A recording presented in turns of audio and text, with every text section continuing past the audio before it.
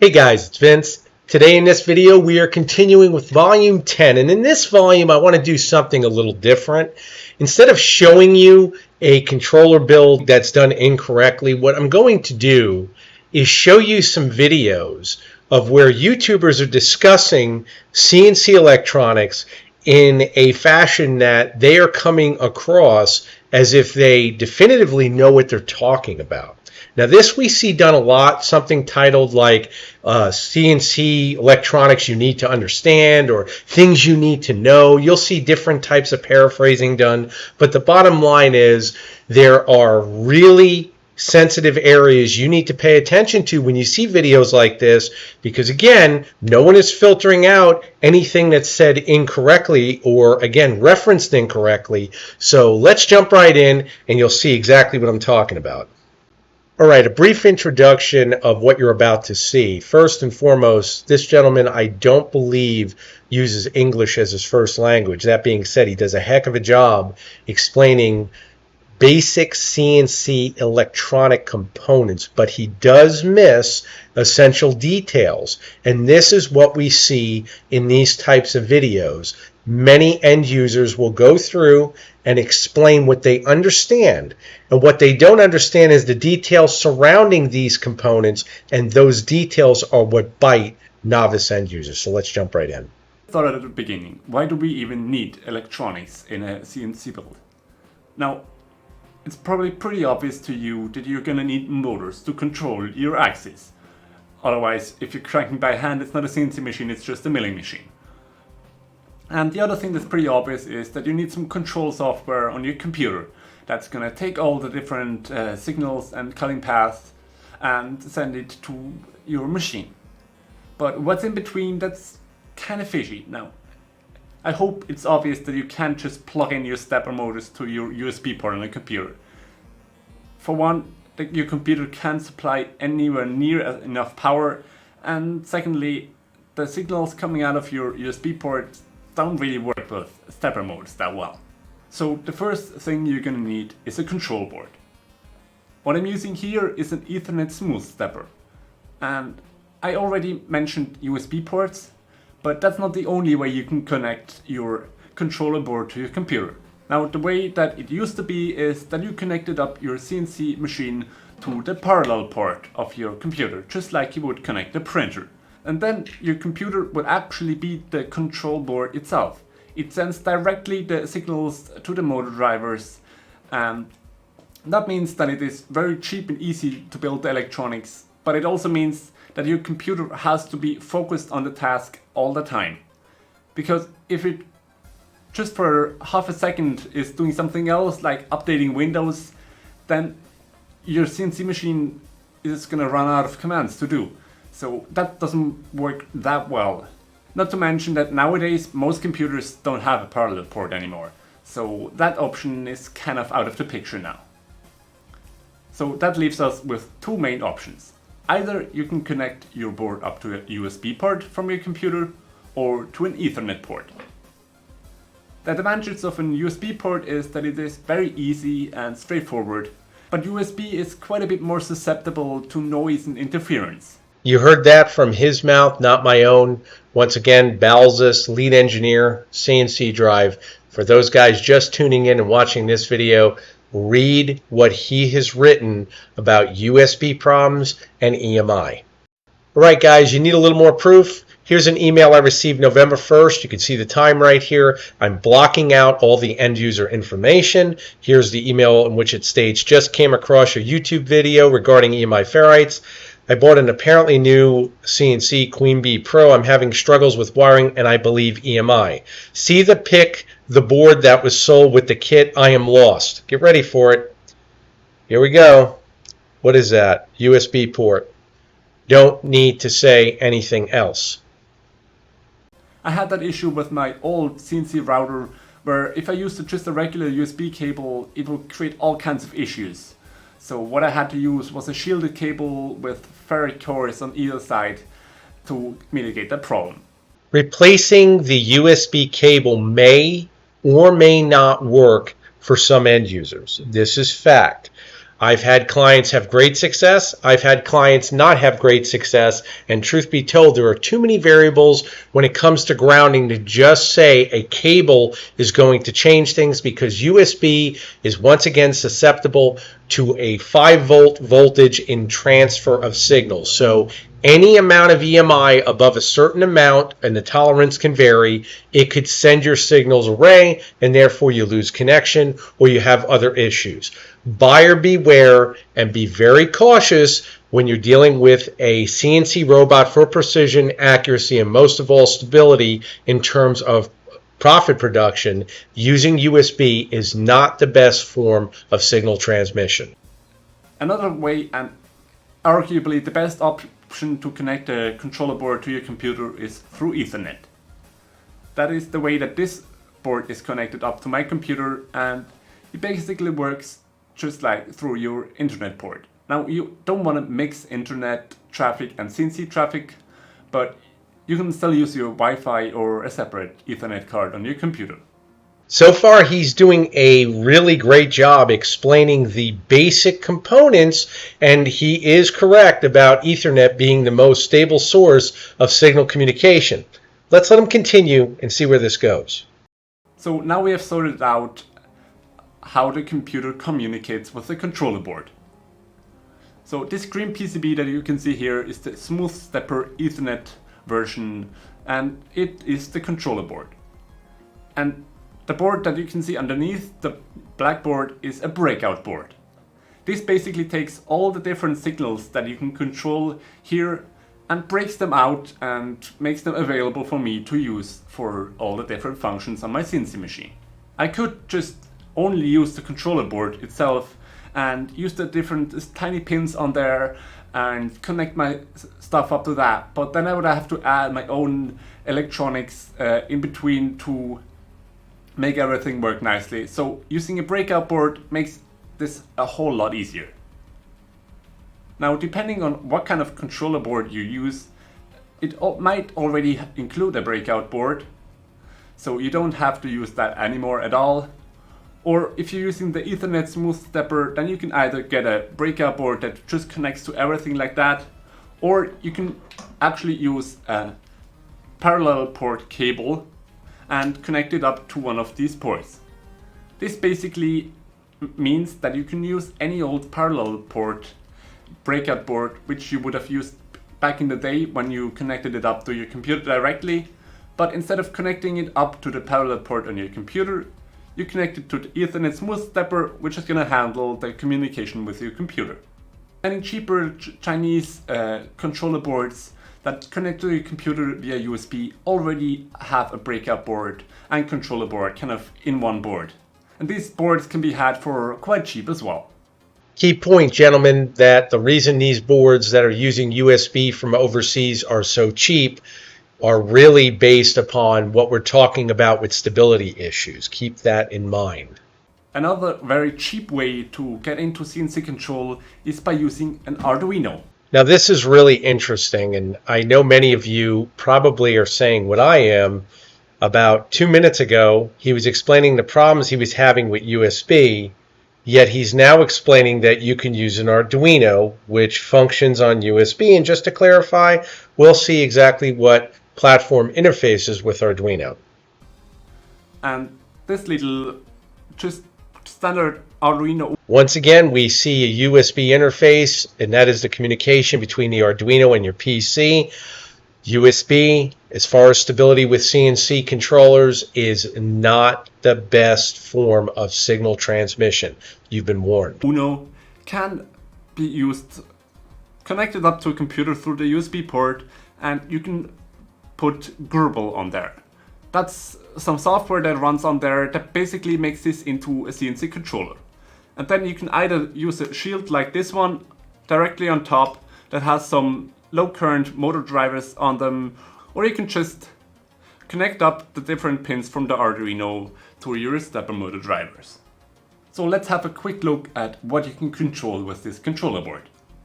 I marked it out a little bit here. It's very nice on this breakout board as it is very separated. Up here, this row, these are inputs.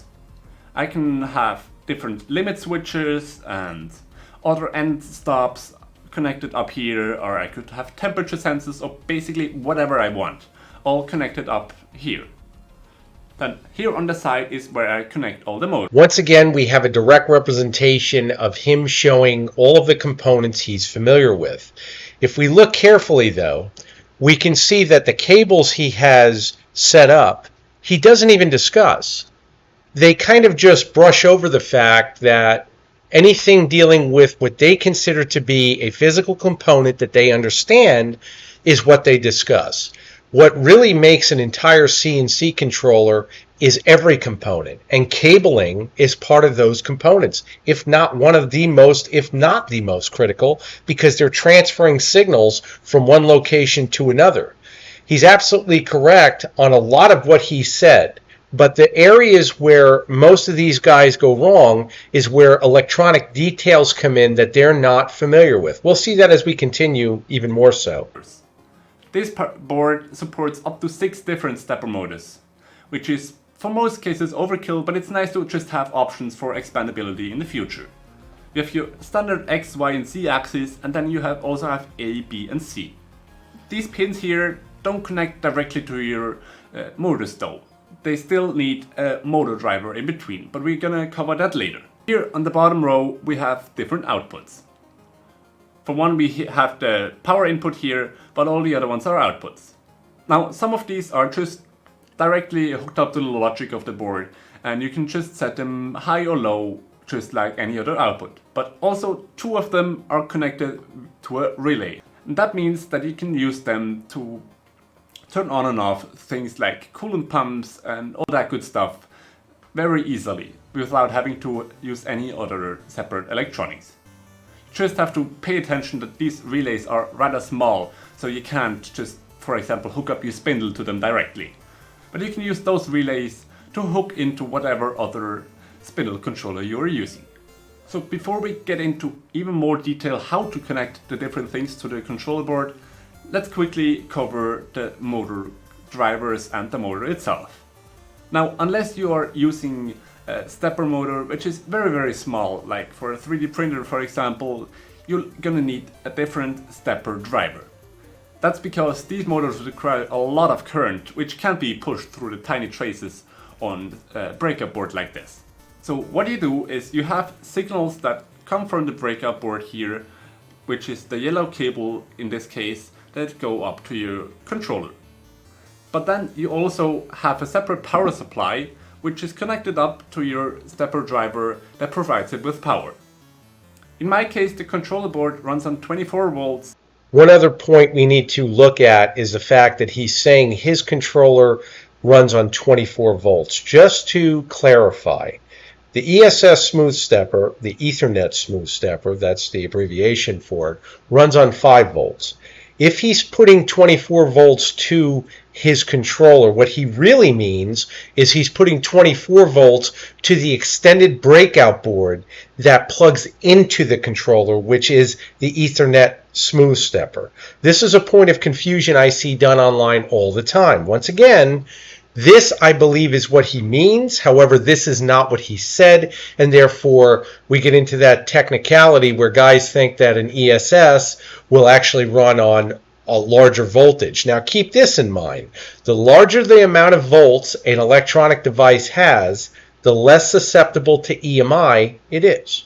So if you're running 12, 24, 36 volts, the higher the voltage, the less susceptible to electrical noise as far as disruption of signals. So always think about that first. But the motors themselves, they run on 60 volts. Now, a general rule of thumb is the bigger the motors, the higher the voltage you want. Once again, guys, we have a point of confusion here, and I want to clarify what needs to be understood.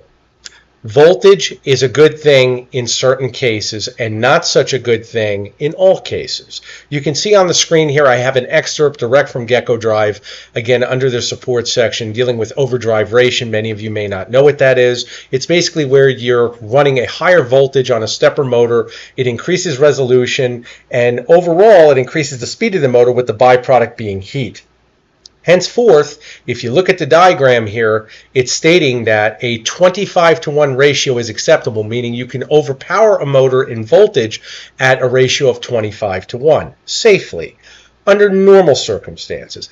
Is it always practical? No, it's not, because there's many times that a chassis in a practical format, like a 4-foot by 4-foot CNC router, may not be beneficial to run such a high voltage on a motor of that caliber. Like he just discussed, 60 volts. There's no beneficial reason to run a motor at 60 volts when you could run at 48 volts, spend less money to buy a cheaper power supply, because you're not going to see a significant speed difference.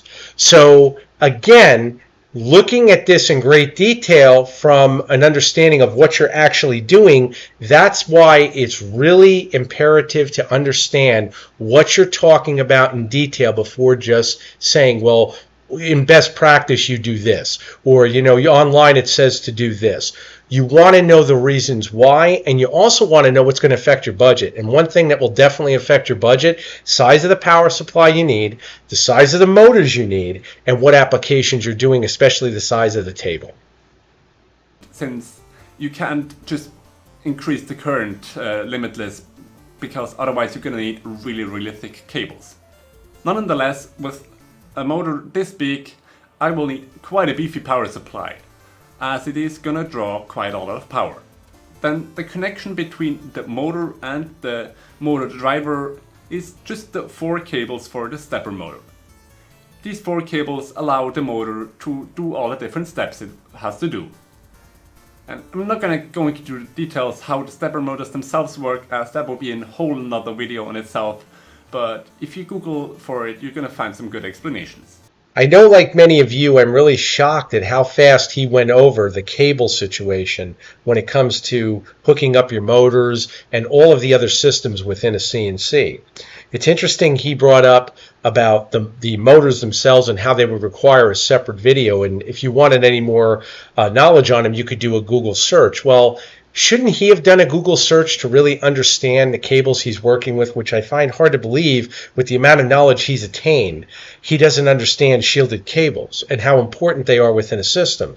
But it just goes to define where the low-hanging fruit is and where it really lies within the fact that many of these guys can dictate understanding a general component, but not understanding the electrical knowledge and theory that's based around practical use. This is no different than a guy trying to pretend that he went to medical school and once again performing stitches on his friend and then saying, hey, I was able to do this, I sewed up the wound, everything is good. Well, God forbid if others watch a YouTube video based on that, YouTube would never allow it. Unfortunately, with misinformation, we do not see that being done, but I'm showing you factually what you guys need to know. And this is why, unfortunately, CNC forums are packed with so many questions and dealing with just troubleshooting. Think like this: if a CNC forum had no problems, there would be virtually no one on the forum, because no one goes on there just to share their work. If you're making money with a product, you're typically not going to give it away. So what else would you be on there for? Maybe to meet people in the community, but would you really need a forum for that? No. Forums are designed so end users can get help from other end users. The problem is, and what's typically not talked about, is how are you getting help from someone that you don't know their background? So basically, what are we saying? That if I need medical advice, I'll just go online and ask somebody who may be familiar with what's wrong with me, and I should take what they're saying to heart as if they're a medical professional? Guys, we got to be smarter than that. And some motors also have a bit of extra electronics in the back that allow it to send some signals back to the driver. These are referred to either as closed-loop stepper motors and drivers, or just as servo motors. This data basically allows the motor to check if the commands it sent actually moved the motor in the way that it was meant to. So, for example, if you were to send not enough power to the motor and the motor wouldn't turn, then it would sense that and send a signal back, hey, I need more power. And then the driver could send more power. That isn't strictly necessary. You can set those settings manually and it is fine in most cases. But if you have a motor that does give the feedback They can usually go a little bit faster, and they also allow a bit more power for the same amount of current. Once again, we have a very vague description of how a servo motor performs. Keep in mind, whatever motor you go with, be it servo or stepper, the main thing that affects their performance is the transmission they're connected to. You're not running a motor by itself, guys. No different than if you buy a sports car. You're not buying a Lamborghini with the engine outside of the car. No one cares about crank horsepower. You care about rear wheel horsepower when you're in the vehicle. That's what you feel. Well, guess what? It's the same way with our motors attached to our chassis. These guys that talk about performance of motors, what they're talking about is surface level. You cannot dictate a motor's performance until it's connected to a certain transmission. No different than you can with anything else mechanical. My mechanical engineers out there all understand that. It's when guys try to make things sound very vague or sound general, that's where things get iffy, because you're spending more money based on what you think is going to make such a great difference. But guess what? Let's say, for instance, your motor tops out at 3,000 RPM. I've had steppers do that. I've done it on my channel. Doesn't mean a guy's going to get 3,000 RPM out of his system, because his chassis can't handle it, meaning his transmission can't transfer that energy smoothly to the chassis and be accurate. So what good is it? And that's the question you have to ask these guys. The ones that are promoting that their knowledge is superior to the average person or the novice. I don't feel you should be ever giving advice, myself included, unless I understand the topic that you're dealing with. And that being said, you guys have over 400 videos of social proof of me doing what I say, on top of an eBay score, on top of everything else that's gone through here, as well as designing products. Either I'm very, very lucky, or what I'm saying is accurate, and please don't take my word for it. Do your own research. You'll find it. Be careful on what you're listening to. So that was quite a lot of information, very fast, so maybe you want to take a break or rewatch the beginning of the video if you didn't quite understand it yet. But let's move on to some more details about the controller board, as that really is the heart of your electronics on your CNC machine. Once again, I have to correct him, because there is a point of misconception with not just him but many end users, and that is that there is not one critical component more than another on a CNC robot, not a machine. Okay? Think about your computer is probably going to be one of the best analogies to think of a robot. You could have something inside your computer be bad, a simple wire, a connector, anything that does not make contact, or a capacitor, one single unit that is not strong enough to support the other components in a failure rate, you are looking at a problem. This is one of the biggest issues when looking at CNC robotics, is that guys think I'll spend more money here and less here, and I'll cut corners and it's okay. That's the issue. Every component in your electronics, especially with a CNC robot, relies independently on another component. That means if your breakout board is weak, don't think for a minute that a cable can be stronger than the breakout board and you're good. It's not going to happen like that. And typically that's not the way guys think. They'll think they'll spend $400 on a breakout board and then use $20 cables to carry the signals from that $400 breakout board, and somehow it's not going to cause any independent issues. Guys, think that every component is only as strong as the component it's connected to. Once again, details count. So the way that the stepper driver is connected with the controller board is through mainly three different connections. For one, you have the steps, then you have the direction, and in some cases you have enable. What the steps does is, for every signal that comes out there, so every time it goes high and then goes high again, the stepper motor moves by one step. Depending on the settings you have on your stepper motor driver, that might be a different amount, but basically that is very simple. Positive currents, for example 5 volts, but that depends on your driver and you're gonna have to check the manual for that. Once again, we come up to a diagram. A lot of these guys use these diagrams, and I know many of you out there are already saying, Vin, where is the ground from the shield drain from the double shielded cables? Once again, not present on here, so it totally defines the fact that this end user does not understand the requirement of using proper cabling when carrying delicate signals from their breakout board, their controller that he just did a great explanation on, to the drives. If we don't have proper communication, gentlemen, from those devices, you are going to be SOL. Okay, guys, that wraps up part 10 of the series. Once again, I want to thank you all for your support. I'm really thankful that these videos are helping you. I'm still getting messaged virtually every day. And just take your time. Once again, ask the right questions, go over the detail, and I'm sure you guys will do the right thing. Take care.